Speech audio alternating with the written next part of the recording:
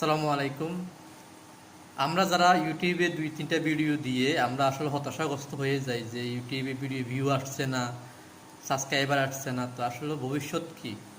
তো অনেকেই 2-3টা ভিডিও দেওয়ার পরে 10-12টা ভিডিও দেওয়ার পরে আর দেয় না, বা তার মানসিকভাবে সে আর আগায় না, কারণ ভিউ আসছে না, সাবস্ক্রাইবার আসছে না, সব মিলাইয়া ইউটিউবে আসলে একটা ধৈর্যের জায়গা। এখানে ধৈর্য ধরে আপনাকে অপেক্ষা করতে হবে। যদি আপনি ধৈর্য ধরে অপেক্ষা করে প্রতিদিন ডে বাই ডে 1-2টা করে ভিডিও দেন, ইনশাল্লাহ আপনার সফলতা আসবে।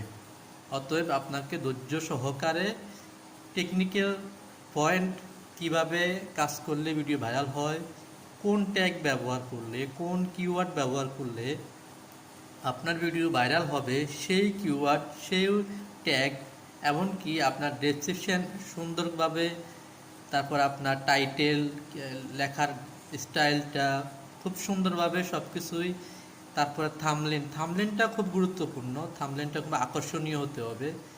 থামলেনের যে লেখাটা সেটা আরও আকর্ষণীয়ভাবে দিতে হবে, যাতে মানুষ দেখেই ভিডিওটা ক্লিক করে দেখার আগ্রহ প্রকাশ করে।